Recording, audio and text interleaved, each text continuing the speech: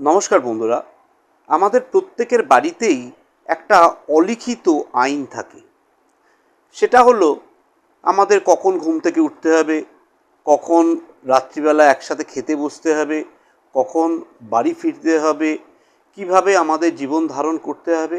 এই সব কিছুই প্রত্যেকটা ফ্যামিলিতে একটি করে তাদের নির্দিষ্ট অলিখিত আইন প্রচলন আছে।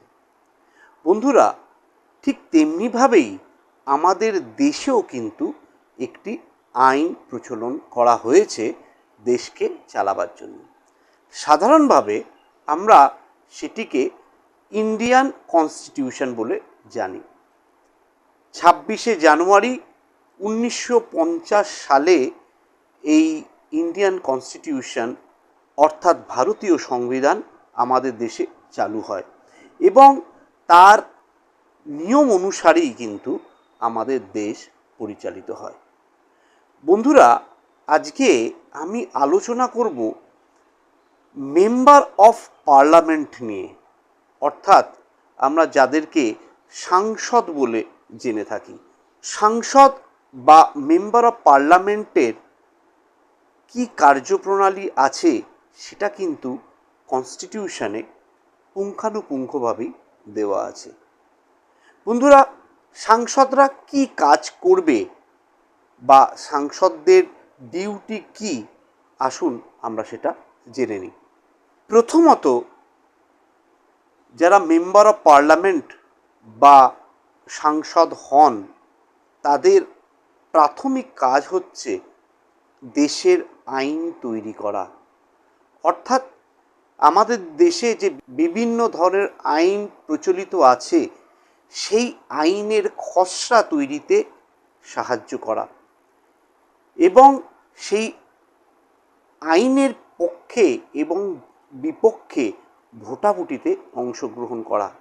একবার সেই বিলটি পার্লামেন্টে পাস হয়ে গেলে সেটি কিন্তু আইনে রূপান্তরিত হয়ে যায়। সুতরাং সাংসদ বা মেম্বার অফ পার্লামেন্টের এটা কিন্তু একটি অত্যন্ত গুরুত্বপূর্ণ কাজ। এছাড়াও গভর্নমেন্ট যে সমস্ত পলিসি নেয় সেই পলিসিগুলো পুঙ্খানুপুঙ্খভাবে বিশ্লেষণ করা এবং বিশ্লেষণ করে সে সম্পর্কে মতামত দেওয়াটাও কিন্তু মেম্বার অফ পার্লামেন্ট বা সাংসদদের একটি অন্যতম কাজ। আরেকটি গুরুত্বপূর্ণ কাজ হচ্ছে যে সাংসদরা যে কনস্টিটিউয়েন্সি থেকে নির্বাচিত হন সেই কনস্টিটিউয়েন্সির যদি কোনো প্রজেক্ট থাকে বা তিনি যদি মনে করেন যে সেই কনস্টিটিউয়েন্সিতে কোনো প্রজেক্টের দরকার আছে, অর্থাৎ কোনো জনকল্যাণমূলক প্রজেক্টের দরকার আছে, তাহলে সেক্ষেত্রে পার্লামেন্টে গলা ফাটিয়ে সেই প্রজেক্টের জন্য ফান্ড কালেকশন করাটাও কিন্তু একজন মেম্বার অফ পার্লামেন্ট বা সাংসদের কাজ হিসেবে পরিগণিত হয়। এছাড়াও বাজেট অধিবেশনে অংশগ্রহণ করা। বাজেটে আমরা কি দেখি? বাজেটে আমরা দেখি যে আগামী বছর আমাদের আয় ব্যয়ের কি পরিমাণ হতে পারে সে সম্পর্কে পুঙ্খানুপুঙ্খ একটি ধারণা প্রস্তুত করা। সেই বাজেট সেশনেও কিন্তু এই সাংসদদের একটা গুরুত্বপূর্ণ ভূমিকা থাকে এবং বাজেট সেশনের মধ্যে দিয়ে আগামী বছরে ভারতবর্ষের যে ট্যাক্স স্ট্রাকচার আছে সেটা কিভাবে তৈরি হবে সেটাও কিন্তু প্রস্তুত হয়ে থাকে। এছাড়াও পার্লামেন্টে বিভিন্ন ধরনের পার্লামেন্টারি কমিটি আছে। তাদের মধ্যে একটি প্রধান কমিটি হচ্ছে পাবলিক অ্যাকাউন্টস কমিটি, আমরা যাকে প্যাগ বলেও জেনে থাকি। সেই রকম বিভিন্ন ধরনের কমিটিতে অংশগ্রহণ করা, নিজেদের গ্রিভ্যান্সগুলো, নিজেদের দেশের যে সমস্ত সমস্যা আছে সেই সমস্যাগুলো সেই কমিটিতে আলোচনা করা এবং বিভিন্ন ইন্টারন্যাশনাল অর্থাৎ আন্তর্জাতিক বা জাতীয় নীতিতে নিজের মতামত ব্যক্ত করা।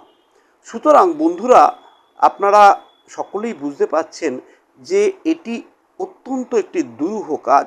এর জন্য প্রচুর পড়াশোনার প্রয়োজন, প্রচুর অধ্যাবসায়ের প্রয়োজন আছে। আমরা সাধারণভাবে দেখি যখন এমপি ইলেকশন হয়, অর্থাৎ সাংসদ নির্বাচন হয়, তখন যারা সাংসদে নির্বাচিত হতে চলেছেন তারা আমাদের বাড়িতে এসে করে, অর্থাৎ তারা বলে তাদেরকে ভোট দিয়ে পার্লামেন্টে পাঠাবার জন্য।